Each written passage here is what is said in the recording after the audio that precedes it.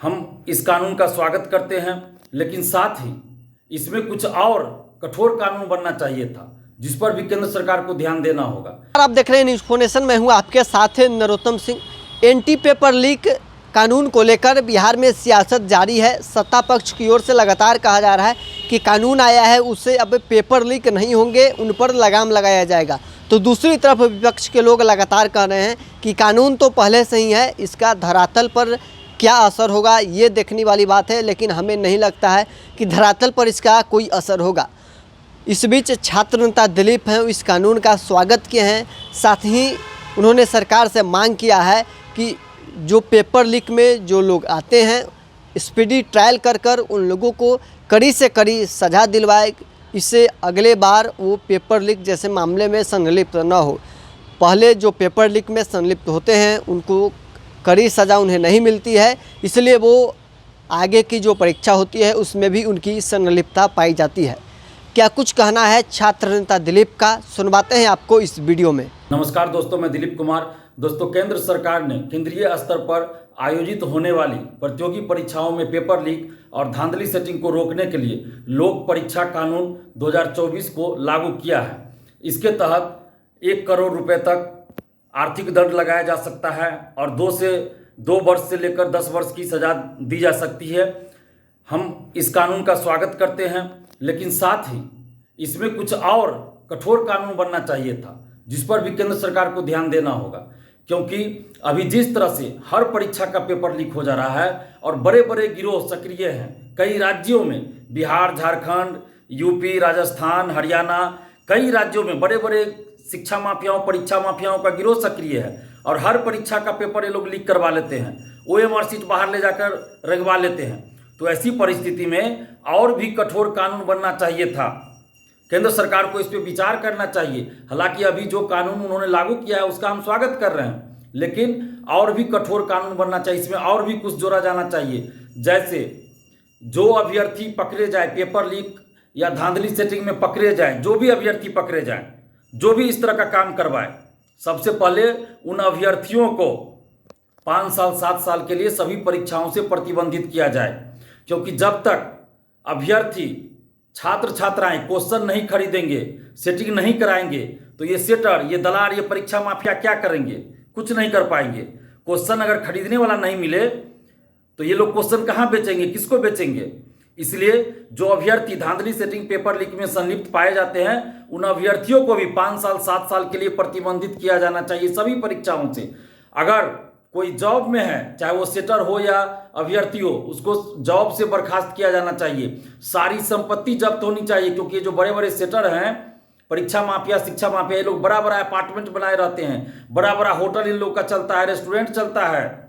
तो इसलिए इन लोगों की सारी संपत्ति को भी जब्त किया जाए और स्पीडी ट्रायल करके 6 महीने से 8 महीने के अंदर 1 साल बहुत होता है, 1 साल बहुत होता है, यानी 6 महीना से लेकर 12 महीने के अंदर स्पीडी ट्रायल करके इनको सजा दिलवाई जाए।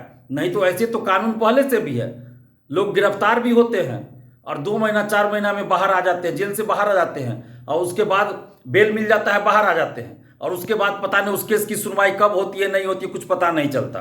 तो इसीलिए स्पीडी ट्रायल करके सजा होनी चाहिए। क्योंकि देश भर की अदालतों में आप देखिए तो वैसे भी लाखों केसेज हैं जिनकी सुनवाई नहीं हो पाती है, क्योंकि कोर्ट में भी बहुत सारा केस है, पेंडिंग है, समय अभाव में सुनवाई नहीं हो पाता। उसी का ये लोग नाजायज फायदा उठाते हैं शिक्षा माफिया।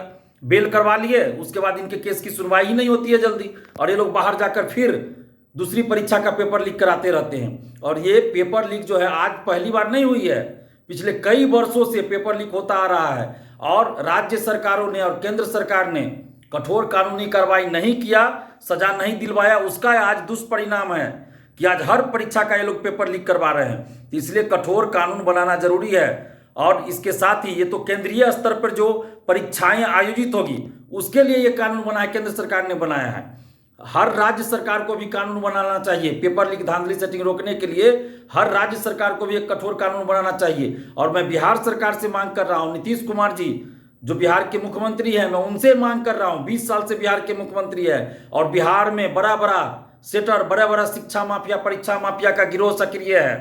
तो बिहार में शिक्षा माफियाओं, परीक्षा माफियाओं के गिरोह पर कठोर कानूनी कार्रवाई करने के लिए हम नीतीश कुमार जी से आग्रह कर रहे हैं, मांग कर रहे हैं कि जल्द ही एक विशेष सत्र बुलाकर कानून पारित किया जाए, एक कानून बनाया जाए, विधेयक को पारित किया जाए, कानून, कठोर कानून बनाया जाए जिसमें शिक्षा माफियाओं, परीक्षा माफियाओं, सेटर को स्पीडी ट्रायल करके 6 से 11-12 महीना के अंदर या 8 महीना के अंदर सजा दिलाने का प्रावधान हो, उसकी सारी संपत्ति को जब्त किया जाए, 15 साल से अधिक की सजा होनी चाहिए। हम तो कहते हैं आजीवन कारावास होना चाहिए।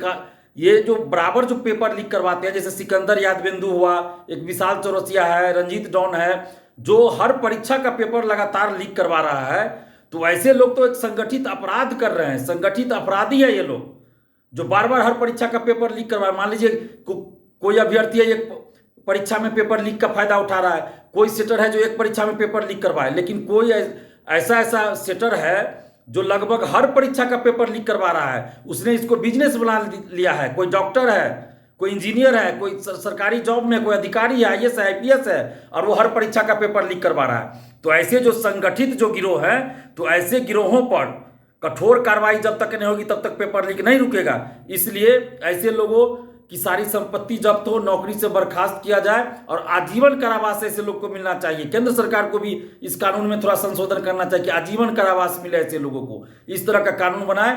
नीतीश कुमार जी से भी हम आग्रह करें कि ऐसा कानून बनाइए और जो भी अभ्यर्थी संलिप्त आ जाए उसको भी 7 साल 10 साल के लिए प्रतिबंधित कीजिए, तब जाकर ये रुकेगा। नहीं तो फिर इसी तरह पेपर लीक, धांधली सेटिंग चलता रहेगा। और जहां भी पेपर लीक हो, राजनीतिक संरक्षण ना मिले, क्योंकि बिहार में हम देख रहे हैं कि लगभग हर पार्टी के बड़े बड़े नेता इन बड़े बड़े सेटरों को राजनीतिक संरक्षण दे रहे हैं। तो चुनाव में टिकट ना मिले, किसी भी सेटर को चुनाव में टिकट ना मिले या सेटर के रिश्तेदार को, और जो भी पार्टी किसी पेपर लीक कराने वाले या पेपर लीक का फायदा लेने वाले को या उसके परिवार को टिकट देता है, तो ऐसी पार्टी की मान्यता समाप्त करे चुनाव आयोग। ऐसा भी कानून केंद्र सरकार को बनाना चाहिए। और जो भी नेता सेटर को टिकट देता है या सेटर के परिवार वालों को टिकट देता है, तो उस नेता पर भी 10 साल के लिए चुनाव लड़ने पर प्रतिबंध लगाया जाए। ऐसा कानून भी केंद्र सरकार को बनाना चाहिए, तब जाकर ये पेपर लीक, धांधली सेटिंग रुकेगी। नहीं तो नहीं रुक पाएगी, क्योंकि बिहार में 2020 के विधानसभा चुनाव में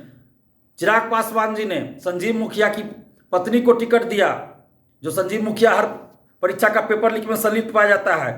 रंजीत डॉन, जो सेटर सबका जनक है, उसको चिराग पासवान जी ने 2020 विधानसभा में टिकट दिया विधानसभा का। तो इस तरह अगर चुनाव में टिकट दिया जाएगा तो फिर तो पेपर लीक, धांधली सेटिंग रुकेगी नहीं। इसलिए एक कानून केंद्र सरकार को यह भी बनाना चाहिए कि जो भी पार्टी किसी भी सेटर को टिकट देता है, उस पार्टी की मान्यता समाप्त हो, और जो नेता संरक्षण दे या टिकट दे, उस नेता पर भी 10 साल के लिए प्रतिबंध लगे कि वो चुनाव नहीं लड़ सकता है।